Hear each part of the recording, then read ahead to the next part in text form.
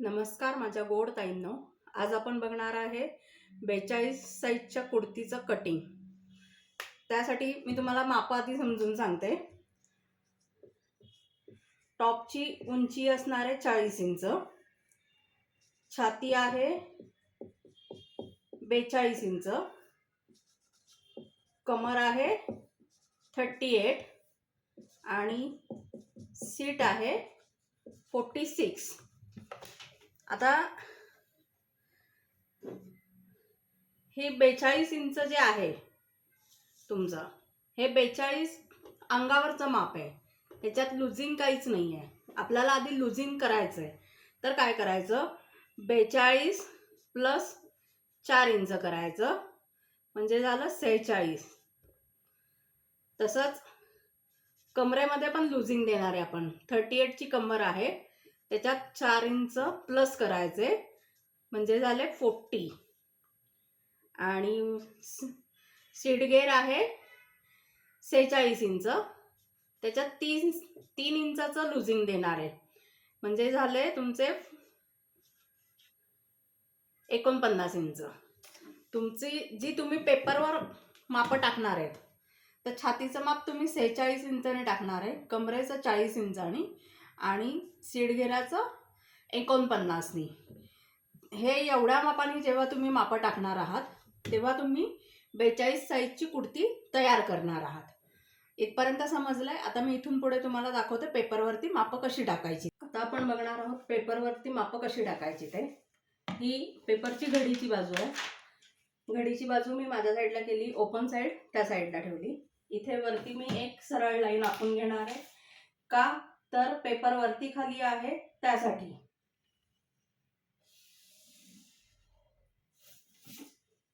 एक सरळ लाईन आखून घेतली.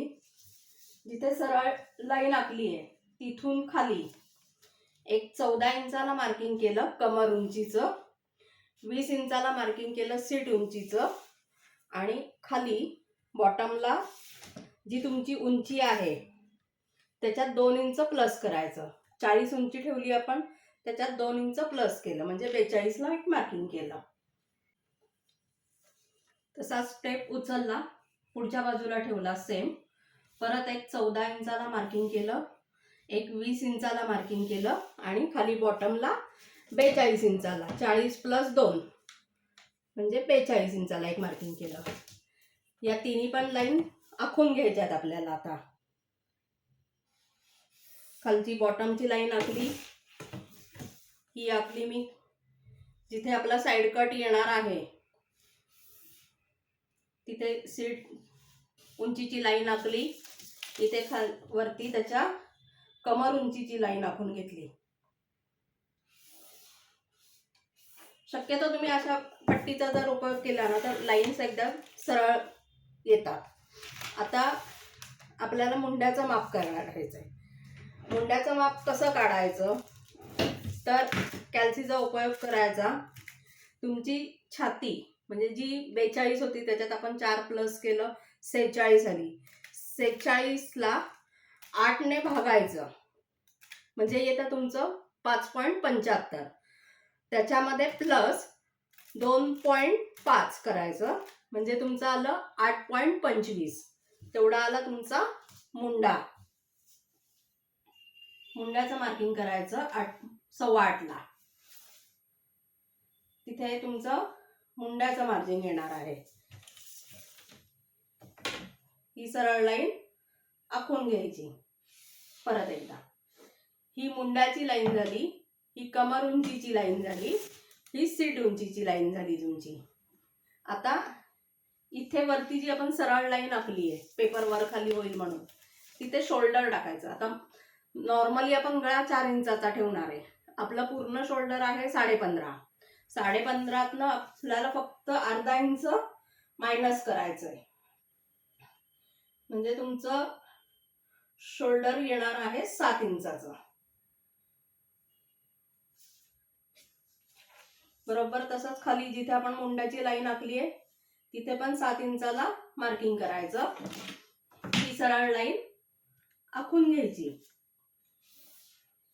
ही सरळ लाईन आखल्यानंतर मुंड्याची तिथून पुढे म्हणजे पुढच्या बाजूला 1.5 इंच घ्यायचं, कारण आपल्याला मागचा मुंडा काढायचा आहे. त्याच्यासाठी आपण दोन्ही पण एकाच पेपरवरती काढणार आहोत, पुढचा आणि मागचा. इथे ही तिरकी मागच्या मुंड्याची लाईन केली, तिथे 1 इंचाला मार्किंग करायचं आणि जिथे सरळ लाईन आहे तिथे 1.5 इंचाला मार्किंग करायचं. आता इथे जी आपण मुंड्याची लाईन आखली आहे सरळ, तिथे आपल्याला टाकायचं आहे छातीचा चौथा भाग. आता तुमची छाती किती आहे? 46. 42 प्लस 4 केल्यावर आलं 46 भागिले 4 म्हणजे आलं तुमचं 11.5. मग इथे 11.5ला एक मार्किंग करायचं.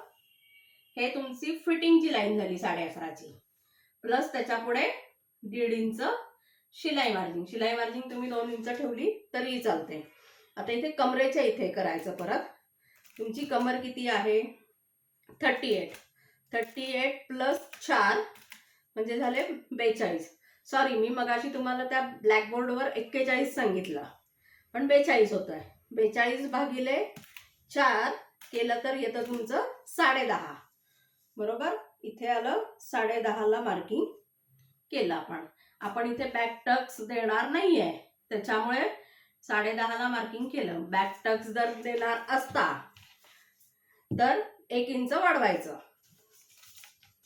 म्हणजे 10.5 आलंय, तिथे 11.5 घ्यायचं. आता इथे सीटचं माप टाकायचं. सीटचं पण सेम तसंच करायचं. त्याचं येतं तुमचं 12.25. 12.25 प्लस 1 इंच करायचं. इथे 12.25ला पहिलं मार्किंग करायचं, प्लस 1 इंच खाली वाढवायचा, कारण आपण खाली इथून फोल्डिंग करणार आहोत साईड कटसाठी. त्याच्यासाठी ही एवढी मार्किंग करून घ्यायची. त्याच्यानंतर काय करायचं, हे माप मोजायचं शिलाई मार्जिंग पर्यंतचं. हे आलं 13.25. तेवढंच माप इथे खाली बॉटमला घ्यायचं 13.25, कारण सरळ ए लाईन मध्ये कट करतोय आपण हे कुर्ती, त्याच्यामुळे तसंच सरळ घेतलं. ही सरळ लाईन आखून घेतली आपण पूर्ण. ही सरळ लाईन आखायची आणि इथे अशी ही कर्व शेवची पट्टी मिळते, तसा इथे आकार देऊन घ्यायचा आपल्याला. हे झालं तुमचं. आता काय करायचं, साइड कट इथे आपण जे सीटचं माप टाकलंय तिथून साधारण 1.5 इंच वरती यायचं. तिथे तुमचा साइड कट येणार आहे. तिथून साइड कट चालू होतो. प्रॉपर सीटवरनं चालू होत नाही, सीटच्या थोडासा वरतून चालू होतो. रेडीमेडला सीटच्या खालून असतो. आता वरती काय करायचं, इथे गळ्या रुंदी टाकायची 3 इंच, कंपल्सरी 3 इंचच टाकायची. आणि मागचा गळा तुमचा 4 इंचाचा आहे, त्याच्यात 1/2 इंच शिलाई मार्जिन म्हणजे 4.5. इकडेही तुम्ही एक 4.5ला मार्किंग करायचं. बरोबर तसा तो चौकोन तयार करून घ्यायचा आहे. इथे दाखवलाय तसा चौकोन तयार करून घ्यायचा. इथे गळ्याचा आकार द्यायचा, हा राऊंड शेप मध्ये गळ्याचा आकार आला. आता तिथूनच खाली पुढच्या गळ्याचं मार्किंग टाकायचं. पुढचा गळा 7 इंच ठेवणार आहे, त्याच्यात 1/2 इंच प्लस केला की झाला 7.5 इंच. 7.5ला एक मार्किंग केलं. मग आज सारखा परत आपण एक चौकोन तयार करायचा. पुढचा गळा तुम्हाला पाहिजे त्या आकारात तुम्ही ठेवू शकता. मागचा गळा जर डीप करायचा असेल तर तुमचा शोल्डर कमी होणार आहे. आपण इथे मागचा गळा नॉर्मली 4 इंच ठेवला आहे. इथे तुम्ही असा पानगळा सुद्धा घेऊ शकता. आणि इथे मागच्या गळ्याला मागच्या मुंड्याला पण 1 इंचाला मार्किंग केलंय. तिथे आपण हे मुंड्याचा शेप देऊन घेणार आहोत.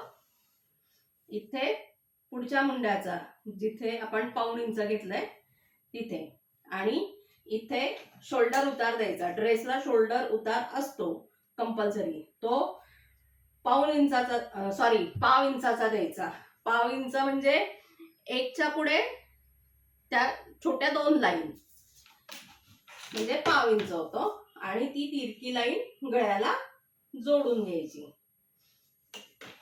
हे अशा पद्धतीत तुमचं कटिंग तयार होतं साध्या ए लाईन ड्रेसचं. धन्यवाद. तुम्हाला हा जर का व्हिडिओ आवडला असेल तर या व्हिडिओला तुम्ही लाईक करा, शेअर करा आणि आपल्या चॅनलला सबस्क्राईब करा. मी तुम्हाला असेच नवनवीन व्हिडिओ तुमच्यापर्यंत घेऊन येईल. तुम्हाला जर का काही शंका असतील तर तुम्ही मला कमेंट करा. मी त्याच्यात तुमचा ज्या शंका आहेत त्याची उत्तरं नक्की देईन. धन्यवाद.